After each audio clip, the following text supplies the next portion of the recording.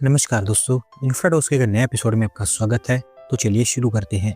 पहली खबर की शुरुआत करते हैं गुड़गांव मेट्रो से, जहां पर गुड़गांव मेट्रो रेल लिमिटेड ने लैंड आइडेंटिफिकेशन स्टार्ट कर दिया है मेट्रो स्टेशन को लेकर, specifically old Gurugram metro line के लिए। और अगले कुछ ही दिनों के अंदर अंदर इसको लेकर टेंडरिंग भी स्टार्ट हो जाएगी। तो दोस्तों, ये metro line basically Gurgaon metro extension part 2 का हिस्सा है। पहला फेज मिलेनियम सिटी सेंटर से सेक्टर 9 के बीच में है, जबकि दूसरा पार्ट सेक्टर 9 से साइबर हब के बीच में है। और इसी स्ट्रेच के ऊपर लैंड आइडेंटिफिकेशन स्टार्ट हुआ है मेट्रो स्टेशन को लेकर, जहां पर सेक्टर 7, 4 अशोक विहार, सेक्टर 3 पालम विहार एक्सटेंशन पालम विहार, इसके अलावा सेक्टर 23A को शॉर्टलिस्ट कर लिया गया है। लैंड एक्विजिशन को लेकर यहाँ पर बातचीत स्टार्ट हो चुकी है और कुछ ही दिनों के अंदर अंदर इसको लेकर टेंडर भी फ्लोट किए जाएंगे। अगली दोस्तों अपडेट केरला से है, जहां पर विजिंजाम सी पोर्ट का एक्सपेंशन अभी ऑफिशियली स्टार्ट हो चुका है, क्योंकि इसके दूसरे फेज को लेकर केरला के सीएम और हमारे union ports and shipping minister के द्वारा फाउंडेशन रखने का काम कर दिया गया है। तो दोस्तों, ये सी पोर्ट भारत की पहली डीप सी पोर्ट है, जो 2024 में दिसंबर के आसपास इसका फेज 1 ओपन कर दिया गया था। अभी जस्ट एक साल के अंदर अंदर इस पोर्ट ने 1.43 मिलियन टीयूज की कैपेसिटी हैंडल की है, जो फेज 1 की डिजाइन कैपेसिटी जो कि 1 मिलियन टीयूज की है उससे काफी ज्यादा है, यानी कि ऑलमोस्ट 130% कैपेसिटी पर ये ऑपरेट कर रही है। और यही मेन कारण है कि फेज 2 में भी इसका एक्सपेंशन स्टार्ट हो चुका है, जहां पर पोर्ट कैपेसिटी 1 मिलियन टीयूज से बढ़ाकर 5 मिलियन टीयूज, बर्थ की लेंथ 800 मीटर से बढ़ाकर 2000 मीटर, ब्रेक वाटर की लेंथ को भी 3 किलोमीटर से बढ़ाकर 4 किलोमीटर तक कर दिया जाएगा। इसके अलावा railway yard, multipurpose birth, liquid terminal और एक टैंक फार्म भी यहाँ पर सेटअप किया जाएगा। 9,700 करोड़ रुपीस इस फेज के ऊपर खर्च किए जाएंगे। अगली 200 अपडेट स्टार्टअप्स को लेकर है, जहाँ पर 2026 का पहला यूनिकॉर्न स्टार्टअप हमें मिल चुका है, क्योंकि इंडियन पेमेंट इंफ्रास्ट्रक्चर स्टार्टअप जस्पे ने यूनिकॉर्न क्लब को ज्वाइन कर लिया है। दोस्तों, बेसिकली स्टार्टअप ने $50 मिलियन की फंडिंग उठाई है वेस्ट ब्रिज कैपिटल से, जो इनका एक नया इन्वेस्टर है।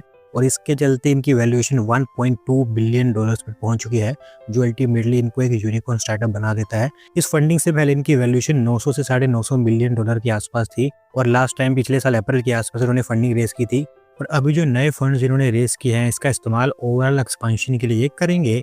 अगली दोस्त अपडेट हमारी रेलवेज की तरफ से है, जहां पर दोस्तों कोची एयरपोर्ट के लिए सदर्न रेलवे के नए रेलवे स्टेशन को सेटअप करने जा रही है, और इसको लेकर उन्होंने टेंडरिंग का काम स्टार्ट कर दिया है।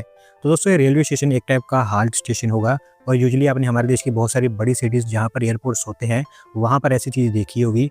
आखिरी बार बेंगलुरु के केम्पेगौड़ा इंटरनेशनल एयरपोर्ट के लिए इसी तरह का एक स्टेशन सेटअप किया गया था, और अब सिमिलरली कोची एयरपोर्ट के प्रीमाइसेस के बिल्कुल पीछे चौवारा अंगामाली रेलवे लाइन के बीच इस रेलवे स्टेशन को सेटअप किया जाएगा, जो नेदुम बसेरी के काफ़ी पास में ही लोकेटेड होगा।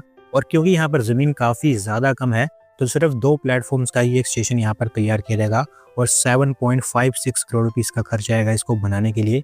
डिटेल्ड ब्लूप्रिंट तैयार हो चुका है और टेंडरिंग भी स्टार्ट हो गई है। अगली दोस्त अपडेट भी हमारी रेलवेज की तरफ से ही है, जहां पर हावड़ा चेन्नई मेन लाइन पर ऑलमोस्ट सारी की सारी लेवल क्रॉसिंग्स को अभी हटाया जाएगा। और अभी ईस्ट कोस्ट रेलवे जोन ने 96 आरओबीज को लेकर पूरा ब्लूप्रिंट तैयार कर दिया है। दोस्तों, हावड़ा चेन्नई रेल कॉरिडोर पर फिलहाल तीसरी रेल लाइन का कंस्ट्रक्शन किया जा रहा है। जब ये बन जाएगी तो इससे ट्रेन की फ्रीक्वेंसी यहाँ पर बढ़ पाएगी और ट्रेन को ऑपरेट किया सकेगा, और अल्टीमेटली इसके चलते जो लेवल क्रॉसिंग के गेट्स हैं वो और ज़्यादा बार बंद होंगे और ट्रैफिक कंजेशन और बढ़ेगा। इसी को सॉल्व करने के लिए अभी 96 आरओबीज यहाँ पर बनाए जाएंगे। इसमें से 80 तो ऐसे होंगे जो कि डायरेक्टली इस मेन रेल लाइन के ऊपर ही बनेंगे, जबकि कुछ ऐसे होंगे जो कि सेकेंडरी रूट्स पर बनाए जाएंगे, जो कि इस मेन लाइन को कनेक्ट करते हैं। एक्सपेंडिचर तो नहीं बताया गया है कि कितना यहाँ पर खर्च किया जाएगा, लेकिन सारे के सारे आरओबीज ईस्ट कोस्ट रेलवे जोन खुद फंड करेगा। अगली दोस्त अपडेट नागपुर मेट्रो से है, जहां पर इसके फेज 3 को लेकर महा मेट्रो के द्वारा काम आगे बढ़ाया जा रहा है, और अभी नए कॉरिडोर्स की डीपीआर और अल्टरनेटिव एनालिसिस रिपोर्ट की प्रिपरेशन को लेकर टेंडरिंग स्टार्ट हो गई है। दोस्तों, नागपुर मेट्रो फेज 3 को कॉम्प्रीहेंसिव मोबिलिटी प्लान के अंतर्गत इंक्लूड किया गया है नागपुर के। और पहले जो प्लान बनाए गए थे वहां पर डिसाइड ये हुआ था कि फेज 3 में सिर्फ एक ही कॉरिडोर तैयार किया जाएगा, सीताबुल्दी से कोराडी के बीच। लेकिन अब जैसे जैसे नागपुर के अंदर नए इंडस्ट्रियल एरियाज और नए ग्रो जोन्स उभरते जा रहे हैं, तो अब डिसाइड ये किया गया है कि टोटल 3 कॉरिडोर्स फेज 3 में तैयार किए जाएंगे, यानी कि 2 नए एक्सटेंशन कॉरिडोर्स को यहाँ पर ऐड किया जाएगा। इनमें से एक तो ऐसा होगा जो कि बूटीबोरी MIDC के और अंदर तक जाएगा, यानी कि कई सारे और इंडस्ट्रियल एरियाज को कनेक्ट किया जाएगा, जबकि दूसरा कॉरिडोर ऐसा होगा जो न्यू नागपुर टाउनशिप को कनेक्ट करेगा, जो नागपुर के अंदर भी बनने जा रही है। अभी डीपीआर प्रिपरेशन क्योंकि स्टार्ट हो चुका है, तो एक बार जब तैयार हो जाती है तो इसको फाइनल अप्रूवल के लिए सेंट्रल और स्टेट गवर्नमेंट के पास में सबमिट किया जाएगा। अगली दोस्तों अपडेट उड़ीसा से है, जहां पर दोस्तों उड़ीसा सरकार पारादीप बीच को ब्लू फ्लैग सर्टिफिकेशन के लिए तैयार करेगी। और इसके लिए टूरिज्म डिपार्टमेंट ने 9 करोड़ रुपीस का प्लान अनवेल किया है। तो दोस्तों वैसे ये बीच उड़ीसा के अंदर one of the famous beach मानी जाती है। अच्छे खासे टूरिस्ट यहाँ पर हर साल आते हैं और क्योंकि टूरिज्म डिपार्टमेंट का मानना है कि इस पिक्चर परफेक्ट वाइट बीच के पास पूरी कैपेसिटी है कि इसको एक ब्लू फ्लैग बीच में कन्वर्ट कर दिया जाए, तो इसी के चलते यहाँ पर 9 करोड़ रुपीस खर्च करके ये काम किया जाएगा। जगतपुर डिस्ट्रिक्ट के अंदर पारादीप से सियाली के बीच ऑलमोस्ट 10 किलोमीटर की स्ट्रेच इसके लिए शॉर्टलिस्ट की गई है, जहां पर ब्लू फ्लैग सर्टिफिकेशन को लेकर जितनी भी तरह की रिक्वायर्ड फैसिलिटीज होती हैं वो यहाँ पर बनाई जाएंगी। हालांकि कुछ फैसिलिटीज यहाँ पर बनी हुई हैं, लेकिन मेजोरिटी ऑफ द नई फैसिलिटीज यहाँ पर बनानी पड़ेंगी और इवेंचुअली अब ये काम किया जाएगा। अगली दोस्तों अपडेट मध्य प्रदेश से है, जहाँ पर दोस्तों एमपीआईडीसी 2 और इंडस्ट्रियल बेल्ट्स को तैयार करने जा रहा है मध्य प्रदेश के अंदर, और इसमें से एक उज्जैन डिस्ट्रिक्ट के अंदर बनेगी जबकि दूसरी शाजापुर डिस्ट्रिक्ट के अंदर। दोस्तों 1 बाय 1 इनके बारे में आपको बताऊं तो जो तो इंडस्ट्रियल बेल्ट उज्जैन डिस्ट्रिक्ट के अंदर बनेगी वो एक टाइप का इंडस्ट्रियल पार्क होगा जो फैला होगा 250 हेक्टेयर्स के एरिया में। अलग अलग टाइप के मैन्युफैक्चरिंग यूनिट्स यहाँ पर स्टेब्लिश की जाएंगी, जिसको लेकर लैंड आइडेंटिफिकेशन और प्रीलिमिनरी डिस्कशन स्टार्ट हो चुके हैं। और जो इंडस्ट्रियल एरिया शाजापुर डिस्ट्रिक्ट में बनेगा, इसको लेकर पीपल रावा में एग्जिस्टिंग लैंड को मिलाकर एक बड़ी इंडस्ट्रियल बेल्ट तैयार की जाएगी। 200 हेक्टेयर यहाँ पर पहले से ही एमपीआईडीसी के पास है और 200 हेक्टेयर ऑफ और लैंड को मिलाकर यहाँ पर एक बड़ा इंडस्ट्रियल एरिया क्रिएट किया जाएगा और ओवरऑल टारगेट यही है कि थाउजेंड्स ऑफ करोड़ की इन्वेस्टमेंट यहाँ पर लाई जाए। अगले दोस्तों अपडेट आंध्र प्रदेश से है, जहां पर नीति आयोग ने विशाखापट्टनम के लिए बे सिटी और वाइजैक 2.0 को प्रपोज किया है और इसको लेकर विशाखापट्टनम मेट्रोपॉलिटन डेवलपमेंट अथॉरिटी ने प्रीलिमिनरी वर्क्स भी स्टार्ट कर दी है।